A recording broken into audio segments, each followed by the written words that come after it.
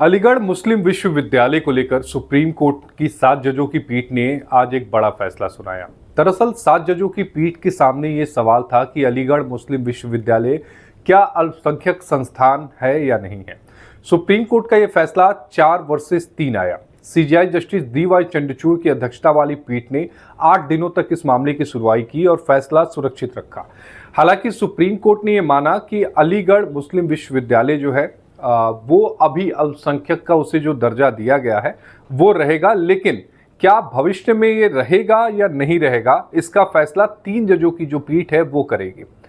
Supreme court ने 1967 के supreme court की संविधान पीठ के उस फैसले को खारिज कर दिया जिसमें सुप्रीम कोर्ट ने कहा था कि विश्वविद्यालय को अल्पसंख्यक संस्थान नहीं माना जा सकता क्योंकि इसे केंद्रीय कानून के तहत बनाया गया है। दरअसल 7 जजों की जो पीठ थी वो इस बाबत सुनवाई कर रही थी जिसमें 2006 के इलाहाबाद हाईकोर्ट के फैसले को चुनौती दी गई थी। आज जो बहुमत का फैसला था उसमें ये कहा गया कि एमयू अल्पसंख्यक संस्थान का हकदार है, यानी अनुच्छेद 30 के तहत उसे माइनॉरिटी जो इंस्टीट्यूट है वो माना जाए, मगर धार्मिक समुदाय संस्था का प्रशासन नहीं देख सकता, ये बात भी कही गई। सुप्रीम कोर्ट ने अपने फैसले में कहा कि अलीगढ़ मुस्लिम विश्वविद्यालय यानी एएमयू संविधान के अनुच्छेद 30 के तहत अल्पसंख्यक दर्जे का पूर्णतः से अधिकार है। अब आपके जहन में ये सवाल आएगा कि 3 जजों की जो पीठ है वो आखिर क्या तय करेगी। दरअसल सुप्रीम कोर्ट के बहुमत ने अपने फैसले में कहा कि एमयू के अल्पसंख्यक दर्जे को लेकर 3 जजों की एक नई पीठ बनाई जाएगी। ये नई बेंच ये तय करेगी कि एमयू का दर्जा क्या होगा। दरअसल संविधान के अनुच्छेद 30 के तहत धार्मिक और भाषाई अल्पसंख्यकों के शैक्षणिक संस्थान स्थापित करने और उन्हें प्रशासन का अधिकार दिया गया है। 7 जजों की जो पीठ है उसमें कौन कौन जज हैं वो भी आपको जानना होगा।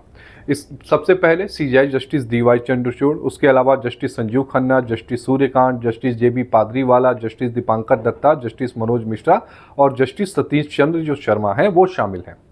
अब सुप्रीम कोर्ट का जो फैसला आया उस पर अब रिएक्शंस भी आने लगे, लोग उसका स्वागत भी करने लगे।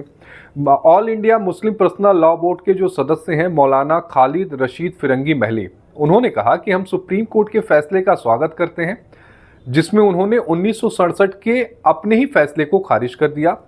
तब फैसले में कहा गया था कि एमयू जो है वो अल्पसंख्यक संस्थान नहीं है। अब इस पूरे मामले को अब ये देखना होगा कि 3 जजेस बेंच के समक्ष जो ये पूरा विवाद गया है, अब 3 जजेस बेंच का इसमें क्या रुख रहता है। लेकिन उससे पहले आपको एक बार बैकग्राउंड में लेकर जाएं कि हुआ क्या था। दरअसल 1887 की बात है जब सैयद अहमद खान ने एमयू की जो थी वो स्थापना की थी। उसके पीछे उद्देश्य ये था कि मुसलमानों को इस्लामिक मूल्यों और संस्कृति के साथ साथ अंग्रेजी की भी शिक्षा देना। इसमें मुस्लिम स्टूडेंट्स को अनिवार्य धार्मिक शिक्षा दी जाती थी। इसमें दूसरे धर्म के स्टूडेंट्स जो थे यानी छात्र जो थे वो पढ़ सकते थे। 14 सितंबर 1920 को अलीगढ़ मुस्लिम यूनिवर्सिटी का एक एक्ट जो है वो पारित किया गया जिसमें कई अन्य मुस्लिम जो शिक्षण संस्थान थे उसे अलीगढ़ मुस्लिम यूनिवर्सिटी में समाहित कर लिया गया।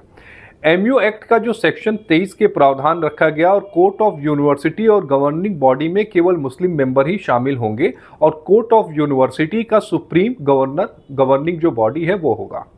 लेकिन 1951 में जब हमारा मुल्क आज़ाद हुआ तो एमयू एक्ट में बदलाव हुआ और मुस्लिम स्टूडेंट्स को जो अनिवार्य धार्मिक शिक्षा का जो प्रावधान था वो हटा दिया गया। और यही नहीं, कोर्ट ऑफ यूनिवर्सिटी और गवर्निंग बॉडी में केवल मुस्लिम प्रतिनिधियों वाली जो शर्त थी वो हटा ली गई। 1965 में एमयू के एक्ट में फिर बदलाव हुआ।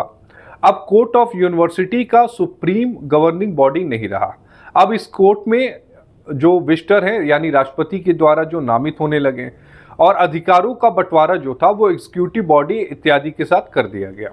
इन बदलाव को 1967 में कोर्ट में यह कहते हुए चुनौती दी गई कि संविधान के अनुच्छेद 30A में दिए गए मौलिक अधिकार का उल्लंघन है जिसमें कहा गया है कि सभी अल्पसंख्यकों को चाहे वो धर्म हो या भाषा पर आधारित हो अपनी पसंद की शैक्षणिक संस्थान स्थापित करने और उन्हें प्रशासन करने का अधिकार है।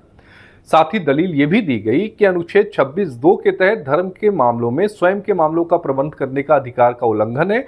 इसके अलावा अनुच्छेद 24, 29 और 31 के उल्लंघन की दलील दी गई। अब आपको ध्यान में लाना चाहूंगा कि 1967 का वो फैसला क्या था। अजीज बाशा और अन्य बनाम भारत सरकार वाले मामले में सुप्रीम कोर्ट की 5 सदस्यीय बेंच ने 1967 के अपने फैसले में एएमयू एक्ट में बदलाव को संवैधानिक ठहराया और कहा कि एएमयू में न तो माइनॉरिटी के द्वारा स्थापित की गई थी और न ही माइनॉरिटी द्वारा किसी भी तरह से गवर्न है, मतलब कोर्ट इसे माइनॉरिटी इंस्टीट्यूट मानने से इनकार कर दिया। अब एएमयू ने 2005 में अपने यहाँ एक मेडिकल के पीजी कॉलेज में एक एडमिशन के लिए मुस्लिमों के लिए 50% आरक्षण अनिवार्य कर दिया। अब इसको हाई कोर्ट में चुनौती दी गई। हाई कोर्ट ने 1981 का एक अमेंडमेंट केंद्र सरकार की तरफ से किया गया था, उसे निरस्त कर दिया और 1967 का जो फैसला था उसे प्रभावी बना दिया और कहा कि नहीं, वो फैसला सही था। डॉक्टर नरेश अग्रवाल ने आरक्षण को चुनौती दी थी और इस आधार पर चुनौती दी थी कि अजीज बाशा मामले में सुप्रीम कोर्ट के फैसले के खिलाफ है। इलाहाबाद हाई कोर्ट ने इस आरक्षण को यह कहते हुए रद्द कर दिया कि अजीज पाशा मामले में सुप्रीम कोर्ट के फैसले के मुताबिक एएमयू जो है वो माइनॉरिटी इंस्टीट्यूट नहीं है। हाई कोर्ट के इस फैसले को केंद्र सरकार और एएमयू ने 2006 में सुप्रीम कोर्ट में चुनौती दी। उस समय जस्टिस केजी बालाकृष्णन और डॉक्टर जीके जैन की बेंच ने 50% आरक्षण पर रोक लगा दी और मामले को बड़ी बेंच में रेफर कर दिया। इसके बाद फिर 2014 में केंद्र सरकार बदल गई। एएमयू का जो स्टैंड था वो तो पहले की तरह था, जिसमें उन्होंने हाईकोर्ट के फैसले को चुनौती दी थी। लेकिन 2016 में जब एनडीए की सरकार ने अपनी अपील को, जो उन्होंने इलाहाबाद हाईकोर्ट के फैसले के खिलाफ दाखिल की थी, उसे वापस ले लिया। अब सुप्रीम कोर्ट में केवल यूनिवर्सिटी की जो अपील थी वो लंबित रह गई थी। ये मामला 2019 तक लंबित रहा। 2019 में तत्कालीन सीजेआई जस्टिस रंजन गोगोई की अगुवाई वाली 3 सदस्यीय बेंच ने अजीज बाशा मामले को सुप्रीम कोर्ट के 5 जजों की बेंच के फैसले की समीक्षा के लिए 7 जजेस के सामने रेफर कर दिया। अक्टूबर 2023 में सीजेआई जस्टिस डीवाई चंद्रचूड़ ने 7 जजों की एक बेंच का गठन किया। तब जाकर इस पूरे मामले पर सुनवाई शुरू हुई और 10 दिन की सुनवाई के बाद इस पूरे मामले पर 8 दिन की लगभग सुनवाई हुई थी और इस पर फैसला रिजर्व कर लिया गया। यानी अब जो पूरा जो मसला है एक बार फिर से सुप्रीम कोर्ट में ही रहेगा। सुप्रीम कोर्ट की 3 सदस्यीय पीठ को ये तय करना है कि क्या ये अल्पसंख्यक इंस्टीट्यूट है या नहीं है। लेकिन आज की तारीख में सुप्रीम कोर्ट ने ये कहा कि 7 जजों की बेंच का जो फैसला है उसी के आलोक में जो होगा 3 जजेस बेंच को ये तय करना होगा। तो अब देखना ये होगा कि केंद्र सरकार की दलीलें जो हैं वो अदालत के सामने क्या रहती हैं, क्योंकि केंद्र सरकार ने पहले भी विरोध किया ये कहते हुए कि एएमयू का जो कैरेक्टर है वो नेशनल कैरेक्टर है, इसे अल्पसंख्यक कैरेक्टर नहीं कहा जा सकता है, यानी इसे अल्पसंख्यक इंस्टीट्यूट जो है वो नहीं कहा जा सकता है। तो ये पूरी लड़ाई दिलचस्प है, लेकिन आज की तारीख में जो एएमयू है वो अल्पसंख्यक इंस्टीट्यूट ही है। अब तय हालांकि 3 जजेस बेंच को करना है, जब तक उसका फैसला नहीं आ जाता ये जो फैसला रहेगा वो प्रभावी रहेगा।